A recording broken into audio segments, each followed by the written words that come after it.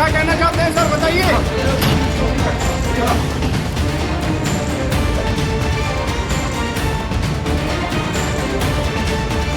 साल 2020 के दिल्ली दंगे आज भी देश की सबसे दर्दनाक घटनाओं में गिने जाते हैं। उत्तर पूर्वी दिल्ली में भड़की हिंसा में 50 से ज्यादा लोगों की जान गई थी और सैकड़ों लोग घायल हुए थे। इन्हीं दंगों के दौरान आईबी के युवा अधिकारी अंकित शर्मा की निर्मम हत्या ने पूरे देश को झकझोर दिया था। उनका शव चांदबाग इलाके के एक नाले से बरामद हुआ था, जिस पर कई गंभीर चोटों के निशान भी थे।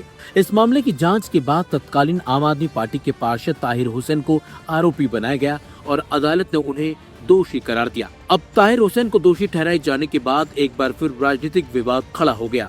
वजह है आम आदमी पार्टी के कुछ नेताओं के बयान, जिनमें ताहिर हुसैन के प्रति सहानुभूति जताई गई है। दिल्ली के मुस्ताबाबाद से पूर्व विधायक हाजी यूनुस ने सोशल मीडिया पर एक पोस्ट साझा करते हुए लिखा कि पूर्व पार्षद हाजी ताहिर हुसैन के मामले में निचली अदालत ने अपना फैसला सुना दिया है। न्यायिक प्रक्रिया आगे भी जारी रहेगी। ऐसे समय में किसी भी परिवार के लिए यह दौर बहुत कठिन होता है।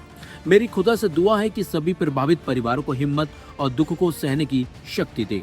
हालांकि उनकी पोस्ट में अंकित शर्मा का जिक्र नहीं था, बल्कि ताहिर हुसैन की तस्वीर लगाई गई थी।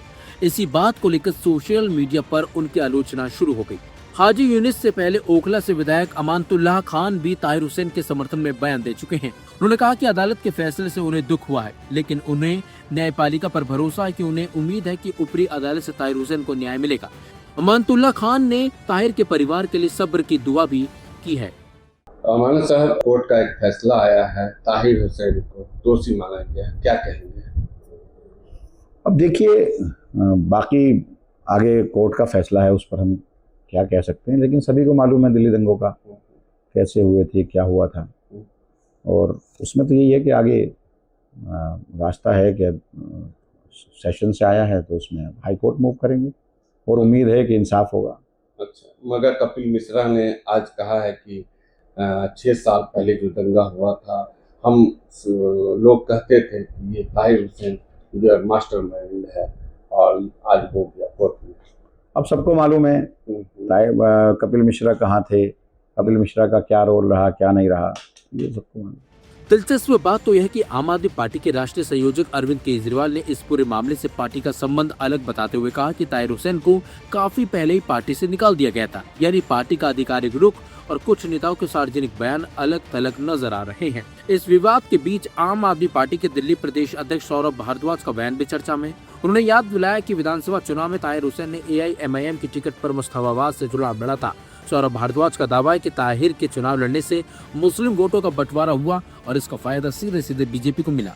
यानी एक तरफ पार्टी नेतृत्व ताहिर हुसैन से दूरी बनाने की कोशिश कर रहा है, वहीं दूसरी ओर पार्टी के कुछ नेता उनके प्रति सहानुभूति जताते दिखाई दे रहे हैं। यही विरोधाभास अब राजनीतिक बहस का केंद्र बन गया है। दूसरी तरफ विपक्ष इन बयानों को लेकर आम आदमी पार्टी पर सवाल उठा रहा है। विपक्ष का कहना है कि जब अदालत ने दोषी करार दे दिया है, तब ऐसे बयान पीड़ित परिवार की भावनाओं को आहत कर सकते हैं। वहीं समर्थकों का कहना है कि किसी भी दोषी व्यक्ति को ऊपरी अदालत में अपील करने का कानूनी अधिकार है और न्यायिक प्रक्रिया पूरी होने तक संवेदनशील भाषा का इस्तेमाल किया जाना चाहिए। फिलहाल दिल्ली दंगों का ये मामला एक बार फिर सुर्खियों में है। अदालत का फैसला आने के बाद अब कानूनी लड़ाई ऊपरी अदालत में जारी रह सकती है, लेकिन इसके साथ साथ राजनीतिक बयानबाजी भी तेज हो गई है। ऐसे में आने वाले दिनों में यह देखना दिलचस्प होगा कि ये विवाद केवल अदालत तक सीमित रहता है या फिर दिल्ली की राजनीति में एक नया मुद्दा बन जाता है। ये बात साबित हो गई है कि ये दंगे सुनियोजित तरीके से, प्लान तरीके से हिंदुओं का नरसंहार करने की साजिश थी।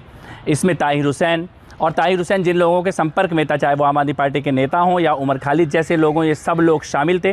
पहले सड़कों को बंद करने का प्लान था और उसके बाद घेर के हिंदू, जो वहाँ पे रहने वाला हिंदू समाज है, उनको मारने की साजिश थी। और इस साजिश को उन्होंने अमली जामा भी पहनाया। बहुत बड़ी संख्या में लोग मारे गए। नौजवान बेगुनाह अंकित शर्मा IB ऑफिसर, जिनको कई बार चाकुओं से गोदा गया और बाद में उनकी लाश को नाले में फेंक दिया गया। नाले से वो लाश निकलते हुए हम सब ने देखी है, पूरे देश ने देखी है।